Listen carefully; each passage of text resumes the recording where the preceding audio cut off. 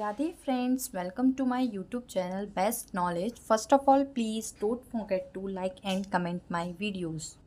सो आज हम पढ़ेंगे बीएससी 6 सेमेस्टर में मैथ्स का chapter number 5 Cauchy's theorem and fundamental theorem of algebra.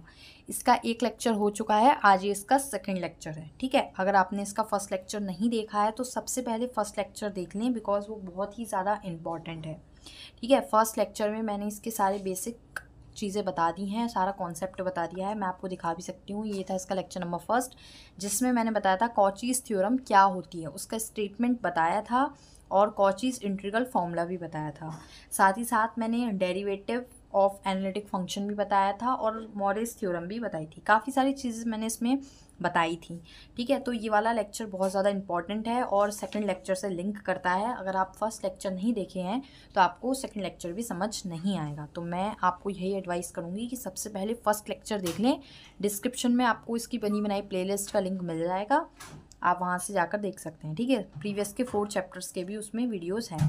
साथ ही साथ मैं आपको बता दूं, बीएससी 6 सेमेस्टर में मैथ्स की 3 बुक हैं, जिसमें से एक बुक है कॉम्प्लेक्स एनालिसिस, जिसके लेक्चर्स चल रहे हैं, और अदर जो 2 बुक्स हैं, जिसका एक का नाम है न्यूमेरिकल एनालिसिस, जिसको हम शॉर्ट में बोलते हैं एनए, और दूसरी बुक है ऑपरेशन रिसर्च, जिसको हम बोलते हैं ओआर। उन दोनों के ही लेक्चर्स मेरे चैनल पर अवेलेबल हैं, आपको मिल जाएंगे। दोनों ही बुक कंप्लीट हो चुकी हैं मेरे चैनल पर, तो वो भी डिस्क्रिप्शन में उसकी बनी बनाई प्लेलिस्ट का लिंक है। आप वहाँ से जाकर, अगर आपको लेक्चर्स देखने हैं, उन वीडियोस को देखना है उसकी बुक्स की, तो आपको वो भी वहाँ पर मिल जाएंगे। ठीक है, आज हम इससे रिलेटेड क्वेश्चंस करेंगे कॉचीज थ्योरम से। ठीक है, कॉचीज इंटीग्रल फॉर्मूला मैंने बताया था अपने प्रीवियस वाले लेक्चर में। कॉचीज इंटीग्रल फॉर्मूला क्या होता है? F A is equals to 1/2 pi I integration F Z upon Z minus A D Z. ये फॉर्मूला होता है कॉचीज इंटीग्रल फॉर्मूला, और इसी के बेसिस पे आज हम क्वेश्चंस करेंगे। तो मैं यहाँ पर क्वेश्चन नोट कर देती हूँ, फिर आपको एक्सप्लेन करूँगी कि कैसे क्वेश्चंस करने हैं आपको। ठीक है, सो देखिएगा फ्रेंड्स, ये क्वेश्चन था, मैंने यहाँ पर नोट किया है, solve by Cauchy's integral formula. इसको आपको किससे सॉल्व करना है? कॉचीज इंटीग्रल फॉर्मूला, जो कि मैंने आपको अभी बताया। इंटीग्रेशन में यहाँ पर इंटीग्रेशन कर्व के रेस्पेक्ट में ही हो रहा है, डी जेड के रेस्पेक्ट में है। साइन पाई जेड का square plus cos pi Z का square upon Z minus 1 Z minus 2। ये क्वेश्चन दिया है, देखने में काफ़ी ज़्यादा डिफिकल्ट और कॉम्प्लिकेटेड लग रहा है, बट आपको कुछ नहीं करना है, इसमें कॉचीज इंटीग्रल फॉर्मूला लगाना है और आपका आंसर आ जाएगा। बिल्कुल भी डिफिकल्ट नहीं है, फॉर्मूला बेस्ड क्वेश्चन है। ठीक है, तो इसको करते हैं। तो फर्स्ट ऑफ ऑल आपको क्या करना है कि आपको ये जो ऊपर फंक्शन दिया है sine pi Z square plus cos pi Z square, इसको क्या लेट करना है? F Z. मतलब इस तरह से आप लिख सकते हैं कि इंटीग्रेशन, इसके बदले मैंने आपको क्या बताया, इसको लेट करना है F Z over Z minus 1 और जेड माइनस 2 डी जेड। आपको हमेशा ऐसे ही करना होगा मोस्ट ऑफ क्वेश्चंस में, कि जो फंक्शंस गिवन होगा ऊपर वाला, कह सकते हैं, वो आपको एफ जेड लेकर चलना है। ठीक है, क्या लेकर चलना है? F Z. तो हमने लिख दिया where F Z is equal to sine pi Z square plus cos pi Z square. समझे? मैंने इस पूरे के प्लेस पर, इस पूरे टर्म के प्लेस पर, साइन और कॉस के प्लेस पर क्या लिख दिया है? एफ जेड, और यहाँ पे दिखा दिया कि मैंने इसको एफ जेड माना, where F Z is equal to this. ठीक है, ये चीज़ आपको क्लियर रखनी है। अब आपका क्वेश्चन बन गया है F Z Z minus 1 Z minus 2 D Z. ये आपका क्वेश्चन बन गया है। अब देखिए, इसका इंटीग्रेशन करना थोड़ा सा डिफिकल्ट हो जाता है, बाय पार्ट्स लगाने होंगे नीचे, या फिर आपको यहाँ पर पार्शियल फ्रैक्शन लगाने होंगे, तो उससे क्वेश्चन आपका डिफिकल्ट हो जाएगा। उससे भी जाएगा, लेकिन क्वेश्चन का जो सॉल्यूशन है वो कॉम्प्लिकेटेड हो जाएगा और डिफिकल्ट हो जाएगा। तो ऐसे क्वेश्चंस में क्या करते हैं, ध्यान से देखिए, इसको हम थोड़ा सा बनाने की कोशिश करते हैं कि इसी फॉर्म में कुछ ऐसे नंबर्स लें कि इस फॉर्म में बन जाए। तो देखिए, इसको इस तरह से लिख सकते हैं, इस वाले को इस तरह से लिख सकते हैं। किस तरह से? Integration z minus 1 upon Z minus 1 Z minus 2 minus Z minus 2 upon Z minus 1 Z minus 2 bracket close F Z D Z. देखिएगा ये मैंने कैसे लिखा, जिनका इंटीग्रेशन अच्छे से आता होगा ना, उसको तो समझ में भी आ गया होगा। देखिए यहाँ पर जो एफ जेड है और डी जेड है इसको तो मैंने बाहर लिख लिया, एफ जेड डी जेड, इस वाले एफ जेड और डी जेड को मैंने बाहर लिख दिया। तो यहाँ पर क्या बचा, 1 बचा। तो नीचे देखिए z-1 z-2 z-1 z-2 as it is है। ऊपर मैंने लिख दिया z-1 माइनस z-2। जब हम इसको सॉल्व करेंगे तो देखिए z से z कैंसिल, बिकॉज ये माइनस का z हो जाएगा, ये प्लस का z कैंसिल, माइनस का 1 और ये माइनस माइनस प्लस का 2, तो 2 में से 1 गया 1, तो यहाँ पर 1 बचेगा। तो आपका यही एलसीएम लेंगे तो वही आपका डिनोमिनेटर सेम हो जाता है, ठीक है। तो एलसीएम लेने से जब हम एलसीएम लेके सॉल्व करेंगे तो जब हम इसको सॉल्व करेंगे तो आपको यही मिलेगा। तो मैंने इसको ना थोड़ा सा ओपन करके लिख दिया है इस चीज़ को इस तरह से। क्यों लिख दिया है, इससे आपका इंटीग्रेशन बहुत ईजी बन जाएगा। तो थोड़ा सा थिंकिंग आपको डेवलप करनी पड़ेगी अपनी कि इसमें हमें आपको कैसे इंटीग्रेशन को हम अपना ईजी बना सकते हैं। सो अब हम देखिए इसको हमने इस तरह से लिख दिया है। अब देखिए इसका इंटीग्रेशन इजीली हो जाएगा। कैसे, देखिए z-1 से z-1 कैंसिल, z-2 से z-2 कैंसिल, तो इस तरह से हो जाएगा। देखिए एफ जेड को अब साथ में ले लीजिएगा, F Z D Z over कितना बचा है z-2 माइनस यहाँ पर कितना बचा F Z D Z. Integration को सेपरेटली कर लीजिएगा इसके साथ एंड इसके साथ, माइनस में अलग अलग कर लेते हैं। नीचे क्या बचा है z-1, F Z D Z तो दोनों के साथ था, दोनों के साथ आ गया। अब आप देखिए इंटीग्रेशन आसान हो गया कि नहीं हो गया, इंटीग्रेशन आसान हो गया। बिकॉज क्यों हो गया इंटीग्रेशन आसान, पीछे आइए। देखिए जो क्वेश्चन था वो इसी फॉर्म में चाहिए होता है आपको, एफ जेड जेड माइनस ए, इंटीग्रेशन में एफ जेड जेड माइनस ए। तो देखिए यहाँ पर ये तो बन रहा है एफ जेड जेड माइनस ए, यहाँ पर ए के प्लेस पर क्या है 2, यहाँ पर ए के प्लेस पर क्या है 1, तो आप यहाँ पर लिख सकते हैं बाय कॉचीज इंटीग्रल फॉर्मूला। अब हम किसका यूज़ कर रहे हैं यहाँ पर, कॉचीज इंटीग्रल फॉर्मूले का यूज़ कर रहे हैं, और लिख भी सकते हैं on using Cauchy's integral formula या बाय कॉचीज इंटीग्रल फॉर्मूला।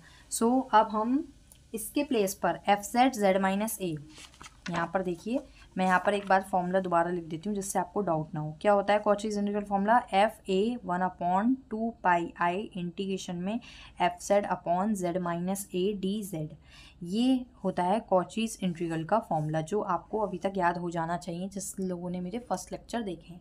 नहीं देखे हैं तो अब याद कर लेना, F A is equal to 1/2 pi I integration F Z Z minus A D Z. जब तक आपको ये फॉर्मूला याद नहीं होगा कॉचीज इंटीग्रल फॉर्मूले के आप क्वेश्चन ही नहीं कर पाएंगे, तो इसको अच्छे से समझ लें और याद कर लें, ठीक है। तो यहाँ पर देखिए एफ जेड जेड माइनस ए इस फॉर्म में लिखा है ये पूरा क्वेश्चन, ए के प्लेस पर यहाँ पर 2 है, क्या है ए के प्लेस पर यहाँ पर 2, सो आप इसके बदले क्या लिख सकते हैं एफ ए, और ये 2 पाई आई कहाँ पर है, यहाँ डिवाइड में, ये कहाँ चला जाएगा मल्टीप्लाई में, यानी कि हम लिख सकते हैं एफ ए यानी कि F2 और डिवाइड का मल्टीप्लाई में गया 2 पाई आई। इस वाले में तो A2 है, इस वाले में ये कितना है 1, ये कितना है इस वाले में 1, तो इसको इस तरह से लिख सकते हैं, बीच में माइनस है तो माइनस ही लिखेंगे, 2 पाई आई F1। क्वेश्चन क्लियर हुआ। अब देखिए आप नेक्स्ट स्टेप में क्या करेंगे, 2 पाई आई दोनों में ही कॉमन है, ले लीजिए कॉमन, अंदर बचेगा F2 माइनस F1। मैंने 2 पाई आई दोनों टर्म्स में से कॉमन ले लिया है, 2 pi I as it is, ठीक है।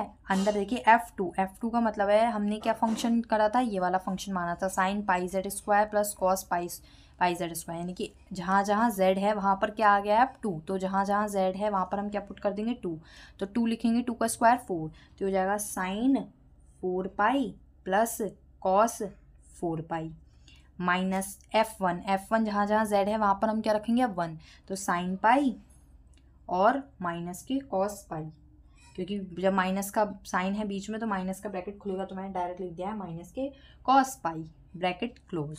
अब देखिए next step, 2 pi I sine all pi is 0। मैंने अपने बहुत सारे लेक्चर्स में, प्रीवियस वाले लेक्चर्स में हर बार बताती हूँ मैं जब से कॉम्प्लेक्स की बुक स्टार्ट करी है कि sine all pi 0 cos even pi is 1, ठीक है, minus sine pi all 0 cos odd pi because 1 है, माइनस का 1, तो माइनस का 1 आ जाएगा यहाँ पर, ठीक है। तो यहाँ पर देखिए माइनस माइनस प्लस का 1 हो जाएगा ये, तो 1 + 1 2। नेक्स्ट पेपर पे देखिए 1 + 1 2, और बाहर क्या चल रहा था 2 पाई आई 2, तो आंसर हो गया 4 पाई आई। यही आपको लिखना था, मतलब यही सॉल्व करना था, आपने सॉल्व कर लिया कॉचीज इंटीग्रल फॉर्मूले से, आंसर आ गया आपका 4 पाई आई, ठीक है। आपको नहीं याद रहे तो आप साइड में लिख लीजिए, sine 4 pi is 0, sine pi is 0, cos 4 pi is 1, cos pi is -1। तो ये सारी वैल्यूज़ हैं जो आपको पता होनी चाहिए, ये लिख लीजिए। मैंने आपको बता भी रखा है sine all pi 0 and cos even pi is 1, odd pi is -1। So ये क्वेश्चन था जो कि कॉचीज इंटीग्रल फॉर्मूले से होना था और आपको क्लियर भी हो गया होगा।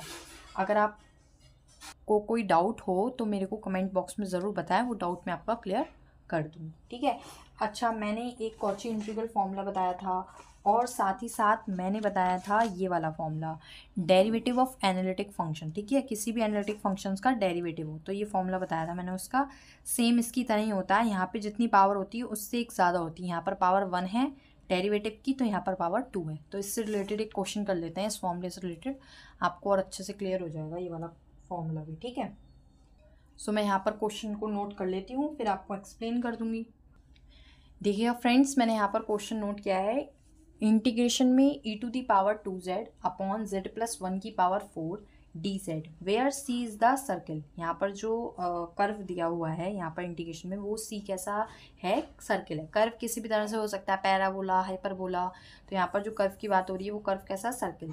z mod z is equal to 3, यानी कि जो z की वैल्यू है वहाँ पर वो 3 है। एक तरह से आप कह सकते हैं रेडियस दे रखी है इसकी, या कुछ भी उस कर्व की ही पॉइंट की वैल्यू है।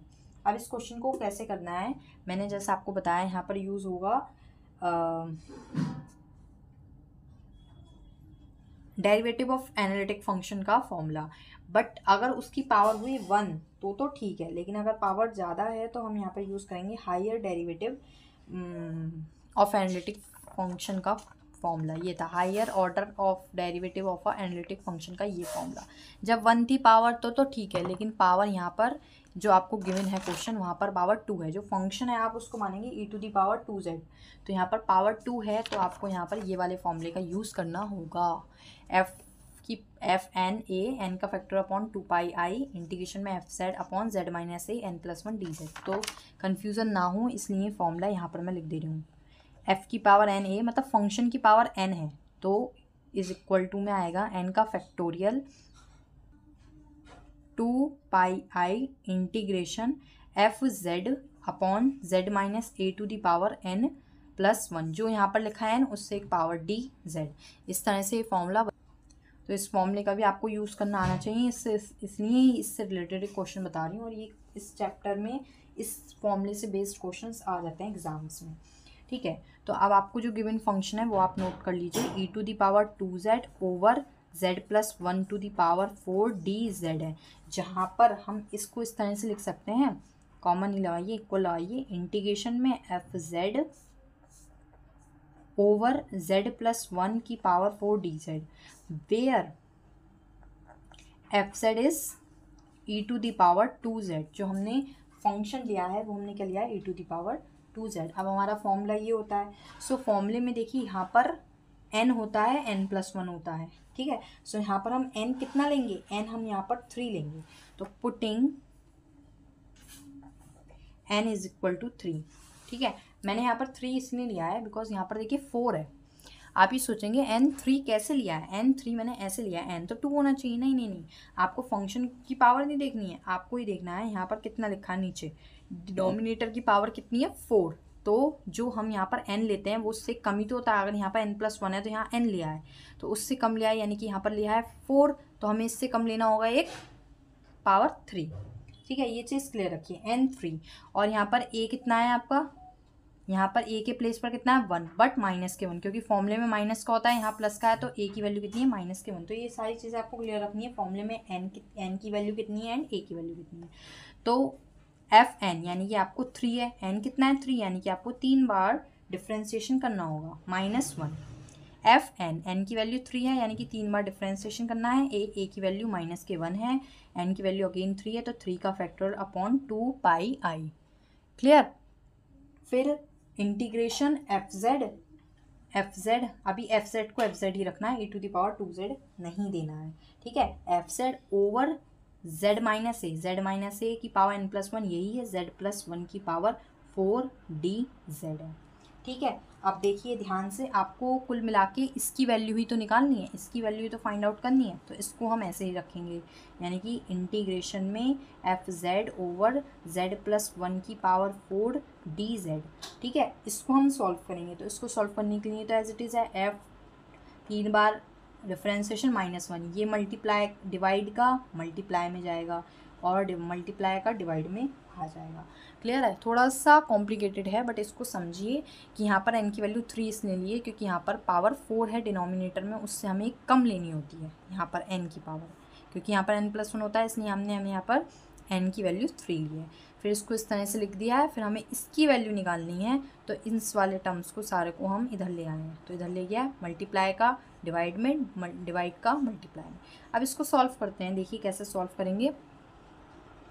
देखिए 2 pi I as it is लिख लीजिए। 3 का फैक्टोरियल कितना होता है? 3 × 2 × 1, 3 2 = 6। ठीक है, इंटू एफ का डिफ्रेंसिएशन 3 बार और माइनस, यानी कि फंक्शन का 3 बार डिफ्रेंसिएशन करना है और उसकी वैल्यू -1 रख देनी है। तो फंक्शन क्या था आपका? फंक्शन था e⁻²z। फंक्शन क्या था? e⁻²z का अगर आप 3 बार भी डिफ्रेंसिएशन करेंगे तो आपको हर बार वही मिलेगा, बिकॉज e⁻² का डिफ्रेंसिएशन एक बार करेंगे 2 e⁻²z, फिर एक बार और करेंगे 2 2 = 4 e⁻²z, फिर एक बार और करेंगे 2 4 = 8 e⁻²z। डिफ्रेंसिएशन तो क्लियर होगा, ग्रेजुएशन की मैथ कर रहे हैं, वो भी लास्ट ईयर की 6 सेमेस्टर की, लास्ट सेमेस्टर की, डिफ्रेंसिएशन करना आता होगा। e⁻ का डिफ्रेंसिएशन वही होता है, बस पावर में अगर कोई कांस्टेंट होता है तो वो आगे आ जाता है, यानी कि e⁻² का e⁻² 2 आगे आ जाएगा, फिर e⁻² का 2z और एक 2 पहले से था, एक और 2 आ गया, 2 2 = 4 हो गया। फिर e⁻² का e⁻²z 4 ऑलरेडी था, एक और 2 आ गया, तो 4 2 = 8 आ गया। ठीक है, 3 बार बोला था हमने, यहाँ पर 3 बार डिफ्रेंसिएशन कर दिया। तो यहाँ साइड में मैंने करके लिख दिया है, मैं यहाँ पर डायरेक्ट लिख सकती हूँ 8 e⁻। अच्छा, आपको z के प्लेस पर क्या रखना है? -1, तो -2, जब 2 की -1 से मल्टीप्लाई करूँगी -2, तो मैंने यहाँ पर डायरेक्ट लिख दिया। अब देखिए 2 से 2 कैंसिल, सो यहाँ वैल्यू बचेगी आपकी 8, साथ में पाई आई और नीचे बचेगी 3। e⁻² को मैं नीचे ले जा रही हूँ e⁻², क्योंकि देखिए माइनस में है ना, नेगेटिव जब पावर होती है तो हम उसको नीचे ले जाते हैं तो वो पॉजिटिव हो जाती है, अगर नीचे नेगेटिव होती तो ऊपर ले जाते हैं वो पॉजिटिव हो जाती है। ये नेगेटिव थी ऊपर, तो मैं इसको नीचे ले गई तो पावर हो गई पॉजिटिव। तो 8 पाई आई 3 और ये पावर नीचे चली गई e⁻²। सो ये आपका आंसर आ गया है किसका? जो आपसे क्वेश्चन फंक्शन दिया था उसका फाइंड करना है, e⁻²z z+1⁴ कर्व के रेस्पेक्ट में। ये आंसर आ गया है 8 पाई आई 3e²। तो इस तरह से higher order derivative of analytic functions से रिलेटेड क्वेश्चंस ऐसे होंगे। हैं इस चैप्टर के क्वेश्चन सारे फॉर्मूला बेस्ड, बस आपको थोड़ी सी समझने की नीड है। ठीक है, सो ये क्वेश्चंस थे जो थे। अच्छा, इसमें एक और थ्योरम आती है, रॉचेस थ्योरम। इस चैप्टर में आपके Cauchy's theorem and fundamental theorem of algebra में एक और थ्योरम आती है, रॉचेस थ्योरम, जो कि एमएससी में ज़्यादा इंपॉर्टेंट होती है, बीएससी में इतनी इंपॉर्टेंट नहीं होती, एमएससी के बेसिस पे ज़्यादा इंपॉर्टेंट होती है। तो उसका प्रूफ वगैरह कराना तो बेकार है, बट उससे रिलेटेड क्वेश्चंस मैं आपको बता दूंगी अपने नेक्स्ट लेक्चर में, बिकॉज उसके रिलेटेड क्वेश्चंस अच्छे हैं, इजी हैं और एग्ज़ाम्स में आ जाते हैं। तो इसके जो नेक्स्ट लेक्चर होगा उसमें मैं कॉचीज इंटीग्रल के 1-2 क्वेश्चंस और लगवा दूंगी और साथ में रॉचेस थ्योरम के क्वेश्चंस भी आपको लगा दूंगी। ठीक है, अगर कोई डाउट हो तो मेरे को कमेंट बॉक्स में ज़रूर बताएं, वो डाउट मैं आपको क्लियर कर दूंगी। Thank you friends for watching my video. Please share, like and comment more. Radhe Radhe friends.